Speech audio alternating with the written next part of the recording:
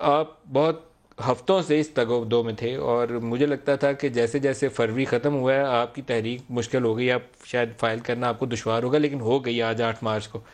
خوش ہیں، کر لیں گے آگے ابھی یا روڈ بلاکس ہیں ابھی؟ جی انشاءاللہ میرا خیال ہے کہ جس طریقے کی آج کنسنسس اپوزیشن کے اندر موجود ہے اور جو عوامی تائید اس کی پشت کے اوپر ہے، مجھے اللہ کے فضل سے قوی یقین ہے کہ پاکستان میں ایک نئی تاریخ بننے جا رہی ہے کہ ایک ایسا وزیر اعظم جس نے پاکستانی عوام کے ساتھ دھوکہ کیا، ان کے ساتھ جھوٹے وعدے کیے کہ کبھی نوجوانوں کو 1 کروڑ نوکریوں کا خواب دکھایا، کبھی غریبوں کو 50 لاکھ گھروں کا خواب دکھایا، کبھی نئے پاکستان کا خواب دکھایا اور بجلی گیس سستی کرنے کی باتیں کی، اور بدترین ان کے ساتھ بدعہدی کرتے ہوئے مہنگائی کا طوفان نازل کیا، ملک کی جو معیشت ہے اس کو تباہ کر دیا۔ وہ نو کانفیڈنس کے ذریعے، جیسے آپ نے اوپننگ ریمارکس میں کہا، پہلے وزیر اعظم ہوں گے جو عدم اعتماد کے ذریعے رخصت ہوں گے۔ اور مجھے جو میرے ذرائع ہیں وہ بتا رہے ہیں کہ وزیر اعظم کو ان کے بہت سارے دوست یہ مشورہ دے رہے ہیں کہ وہ ہسٹری میں عدم اعتماد کے ذریعے رخصت ہونے والے وزیر اعظم بننے کی بجائے مستعفی ہونے پہ غور کریں، تاکہ وہ اس سے پہلے ووٹ سے پہلے مستعفی ہو جائیں اور یہ ان کے اوپر ایک دھبا نہ لگے کہ ان کو آؤسٹ کیا گیا تھا اس منصب سے۔ تو یہ بھی وہاں پر اس وقت پی ٹی آئی کے جو اندرونی حلقے ہیں اس میں بات چیت چل رہی ہے، لیکن ہمیں بہت امید ہے انشاءاللہ تعالی، آپ نے جیسے کہا کہ ایک بڑی تعداد کے ساتھ یہ تحریک عدم اعتماد کامیاب ہوگی، اور ہم مسلسل کوشش کر رہے ہیں کہ جو حکومت کی حلیف جماعتیں ہیں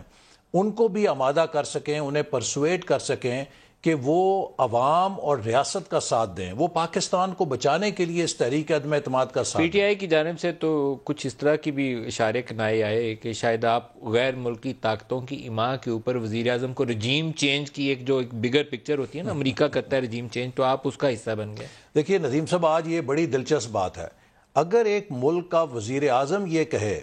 کہ غیر ملکی طاقتیں اس کے خلاف اپوزیشن کے ذریعے اس کی حکومت کا تختہ الٹ رہی ہیں، تو وزیر اعظم نے جو حلف اٹھا رکھا ہے اس کے تحت اب وہ پابند ہیں کہ وہ پاکستان کے عوام کو بتائیں کہ پاکستان کے مفاد کے خلاف وہ کون سی غیر ملکی قوتیں ہیں جو مدد کر رہی ہیں۔ اب اگر یہ نام نہیں بتاتے تو وہ اپنے اس حلف کی سے پاسداری نہیں کر رہے جو انہوں نے پاکستان کے مفاد کو ڈیفینڈ کرنے کے لیے اٹھا رکھا ہے۔ اور دلچسپ بات یہ دیکھیے کہ یہ الزام کون شخصیت لگا رہی ہیں کہ وہ شخصیت کے جو فورن فنڈنگ کیس کے اندر پروہیبیٹڈ فنڈنگ بین الاقوامی لینے کے سب سے بڑے ریسیپینٹ ہیں، یہ اپنے فورن ڈونرز کا نام بتانے کے لیے تیار نہیں، اور اپوزیشن کو الزام لگا رہے ہیں کہ ان کے پشت کے اوپر بیرونی ہاتھ ہیں۔ بھئی اگر بیرونی ہاتھ ہیں تو آپ ان کے خلاف ریفرنس بنائیں، سپریم کورٹ کو بھیجیں۔ اگر آپ نہیں کرتے تو اس کا مطلب ہے کہ آپ یہ بھی وہی بہتان بازی کر رہے ہیں جیسی کہ آپ 3.5 سال پہلے کرتے رہے۔ احسن صاحب، کچھ لوگوں کا خیال یہ ہے، اور یہ آج سے چند روز پہلے سے یہ بات شروع ہو گئی تھی، کہ ذوالفقار علی بھٹو نے جس طریقے سے وہ پنڈی میں خط لہرایا تھا کہ یہ امریکی وزیر خارجہ، وہ سائرس کیا نام تھا اس کا، کہ وہ اس وقت فرانس سے ہم وہ ری پروسیسنگ پلانٹ کی بات کر رہے تھے، اس کا خط آیا مجھے وائٹ ایلیفینٹ کی کانسپیریسی ہے، تو یہ اس ٹائپ کا ایک سناریو کریٹ کرنے کی کوشش کر رہے ہیں۔ تو دیکھیے میرا خیال ہے کہ اس میں کوئی شبہ نہیں کہ عمران خان صاحب کو اندازہ ہو چکا ہے۔ ان کی اگر آپ میلسی کی تقریر سنیں تو کوئی بھی ذمہ دار شخص اتنی غیر ذمہ دار تقریر نہیں کر سکتا۔ وہ اپنی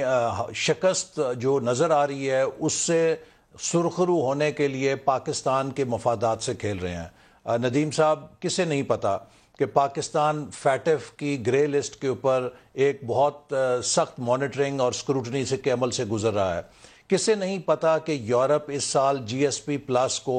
ریویو کرنے کے لیے جائزہ لے گا 2022 کے بعد؟ کسے نہیں پتا کہ پاکستان آئی ایم ایف کے ساتھ ایک بہت کڑے معاہدے کے ذریعے گزر رہا ہے؟ کس کو نہیں پتا کہ اس وقت ہماری کیا کمپلشنز ہیں جو اس وقت اکانومی کی ہیں؟ جی ایس پی پلس آسان لفظوں میں یہ ہے کہ ہمیں اس سے کوئی $1.5-2 ارب کی مارکیٹ ایکسیس اضافی مل چکی ہے۔ اب اس نوعیت کا غیر ذمہ دار بیان ملک کے وزیر اعظم کی طرف سے، کہ جو صرف اپنی سیاست چمکانے کے لیے ملک کے مفاد کے ساتھ کھیلے، ملک کے مفاد کو یورپین یونین کے پورے بلاک کے ساتھ ٹکرانے کی کوشش کرے، میں سمجھتا ہوں کہ وہی تقریر ان کے شکست کا ایک اعتراف تھی۔